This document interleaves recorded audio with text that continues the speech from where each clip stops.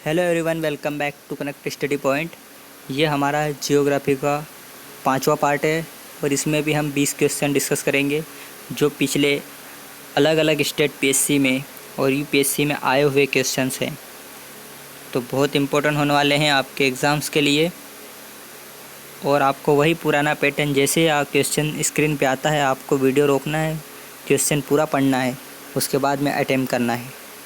तो 20 question attempt करने के बाद कितने सही करते हो अपने कमेंट बॉक्स में ज़रूर बताना। तो शुरू करते हैं पहले क्वेश्चन के साथ। बांग्लादेश की सीमा से लगे भारत के राज्य कौन कौन से हैं? अगर आप भारत का नक्शा लेकर बैठोगे तो और बहुत अच्छा होगा, आपको देख सकते हो। और ये सब क्वेश्चन आए हुए हैं। तो बांग्लादेश की सीमा से लगे भारत के राज्य कौन कौन से हैं?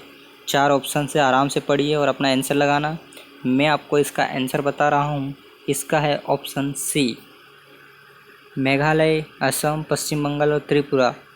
ए बांग्लादेश के साथ बॉर्डर टच करते हैं। ऑप्शन सी, आराम से पढ़ना है याद करके। अगला क्वेश्चन, निम्नलिखित राज्यों में से कौन सा राज्य बांग्लादेश से अपनी सीमा नहीं बनाता है? तो 4 ऑप्शन है, नागालैंड, असम, मेघालय और मिजोरम। तो इनमें से कौन सा है जो बांग्लादेश के साथ बॉर्डर टच नहीं करता है? तो इसका आंसर मैं आपको बता रहा हूँ। इसका है option A, Nagaland. Okay, Assam, Meghalaya और मिजोरम टच करते हैं। अगला क्वेश्चन, निम्न में से किस राज्य की सीमा बांग्लादेश से नहीं मिलती है? ये सब क्वेश्चन आए हुए हैं इसलिए। तो इसमें से त्रिपुरा, मेघालय, मणिपुर और मिजोरम। अपना आंसर बताइए और मैं आपको इसका आंसर बता रहा हूँ। इसका है ऑप्शन सी, मणिपुर टच नहीं करता है और त्रिपुरा, मेघालय और मिजोरम टच करते हैं। ओके, अगला क्वेश्चन, क्षेत्रफल की दृष्टि से भारत का विश्व के देशों में कौन सा स्थान है? तो इसका आंसर बताइए आप। 4 ऑप्शन है और इसका आंसर है आपका ऑप्शन सी, 7वां है क्षेत्रफल की दृष्टि से। और जनसंख्या की दृष्टि से बोले तो यदि आपको पता हो तो कमेंट बॉक्स में ज़रूर बताइएगा।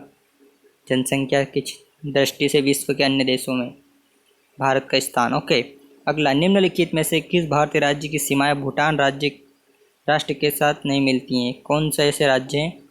ये 4 ऑप्शन है जिसकी भूटान से बॉर्डर टच नहीं करते हैं।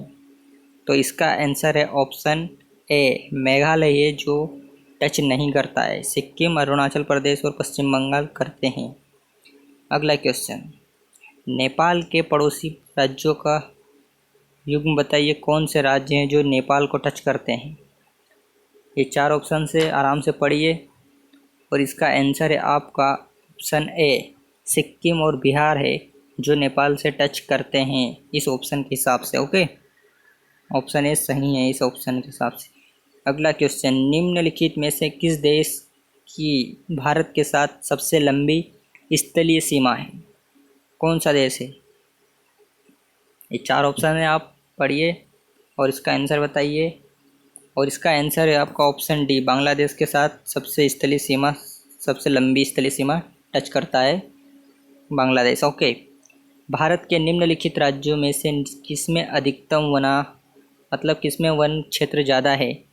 और ये 2006 में क्वेश्चन आया था तो उस हिसाब से पूछा गया, लेकिन अभी की रिपोर्ट अलग होती है इसलिए इसमें चेंजेस हो सकते हैं। लेकिन उस हिसाब से इसका आंसर है आपका ऑप्शन ए, असम था उस टाइम 2006 में। ओके, अब चेंज हो गई ये रिपोर्ट। रिपोर्ट पढ़ लेना, इसमें से क्वेश्चन बनते ही बनते हैं। अगला क्वेश्चन, भारत और म्यांमार के बीच सीमा निर्धारित करने वाली 3 पर्वत श्रेणियाँ कौन कौन सी है? तो ये 4 ऑप्शन है, आराम से पढ़िए वीडियो को रोक के और इसका आंसर लगाना। और इसका आंसर है ऑप्शन डी, इनमें से कोई नहीं है जो भारत और म्यांमार के बीच। ओके, तो ये आपका आंसर हो गया इसका। इनमें से कोई भी नहीं है जो इनके बीच में है। अगला क्वेश्चन, निम्नलिखित में से कौन से कथन सिक्किम के संबंध में सही हैं? सिक्किम अभी चर्चा में भी है तो इसके बारे में बताइए आप। तो ये 3 स्टेटमेंट है, आप इसको आराम से पढ़िए और अपना आंसर बताइएगा। और इसका आंसर है आपका ऑप्शन डी, मतलब तीनों सही हैं। 1975 में भारत का अभिन्न अंग बन गया था और इसे प्राकृतिक वनस्पति का स्वर्ग माना जाता है और इसके मुख्य निवासी लेमचा लोग कहलाते हैं, लेमचा जनजाति के। ओके, तीनों सही हैं। अगला क्वेश्चन, भारत के प्रादेशिक जल क्षेत्र का विस्तार बताइए। तो ये 4 ऑप्शन से आराम से पढ़िए और इसका आंसर लगाइएगा। और इसका आंसर है आपका ऑप्शन सी, तट से 12 समुद्री मील तक है। Okay, option C. अगला क्वेश्चन, निम्नलिखित में से कौन सा फ्लैट विवर्तक सिद्धांत से संबंधित नहीं है। तो ये आपके जियोग्राफी के वेरी इंपॉर्टेंट क्वेश्चन है और इसका आंसर है आपका ऑप्शन ए, ध्रुवों का भ्रमण इससे संबंधित नहीं है प्लेट के विवर्तन से, जबकि रूपांतर भ्रंश, सागर का नितल प्रसरण और महाद्वीपीय प्रवाह ये संबंधित है। जो प्लेट विवर्तन का सिद्धांत पढ़ा होगा उसमें ध्रुवों का भ्रमण से इसका कोई मतलब नहीं है। अगला क्वेश्चन, निम्नलिखित में से कौन सा युग्म सुलमित नहीं है। ओके, नहीं है पूछा है, तो इसका आंसर है आपका ऑप्शन ए, पापघनी श्री, ये निचली विंध्य में नहीं है, बल्कि जो एक सही है इनको ज़रूर पढ़ना। तो ये 3 नीचे वाले बी और सी और डी ये ऑप्शन आपको याद रखना है। अगला क्वेश्चन, निम्नलिखित कथनों पर विचार कीजिए। तो ये जो आपके स्टेटमेंट दिए हैं इनको आराम से पढ़ना है आपको कि भारत में हिमालय केवल 5 राज्यों में फैला हुआ है, पश्चिम घाट केवल 5 राज्यों में फैला हुआ है, पुलिगढ़ झील केवल 2 राज्यों में। तो इनमें से सही ऑप्शन बताना आपको और इसका आंसर है आपका ऑप्शन ए, केवल 3 वाला सही है, बाकी फर्स्ट और सेकंड स्टेटमेंट गलत है। पुलिगढ़ झील केवल 2 राज्यों में फैली हुई है और कौन से राज्य है वो आप कमेंट बॉक्स में बता सकते हैं यदि आपको पता हो तो पुलिगढ़ झील के बारे में। अगला क्वेश्चन, निम्नलिखित कथनों में से कौन सा कथन सर क्रिक के विषय में सही है। ये 4 ऑप्शन से वेरी इंपॉर्टेंट है, ये आपको जल्दी से बताइए और इसका आंसर है आपका ऑप्शन बी, यह गुजरात और पाकिस्तान के सिंध प्रांत के बीच सीमा बनाता है। ऑप्शन बी, सर क्रिक के बारे में आपको पता होना चाहिए, इसको मैप में ज़रूर देखना सर क्रिक कहाँ पे।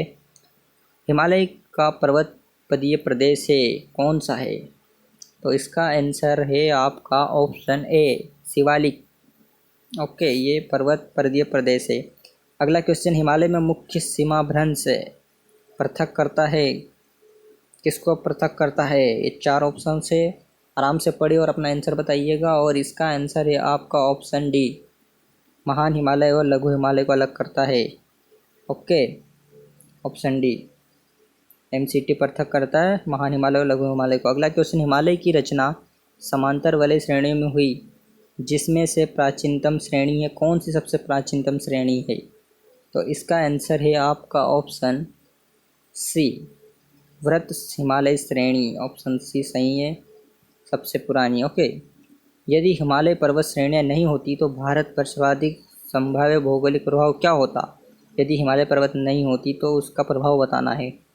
तो ये 3 ऑप्शन से आराम से पढ़िए और इसका आंसर बताइएगा और मैं आपको इसका आंसर बता रहा हूँ, इसका है ऑप्शन डी, ये तीनों स्टेटमेंट सही हैं, क्योंकि हिमालय नहीं होता तो देश के अधिकांश भाग में साइबेरिया से आने वाली शीत लहरों का अनुभव होता, सिंध गंगा मैदान इतने स्वीकृत जड़ोत्मदा से वंचित होता और मानसून का प्रतिरूप वर्तमान प्रतिरूप से भिन्न होता।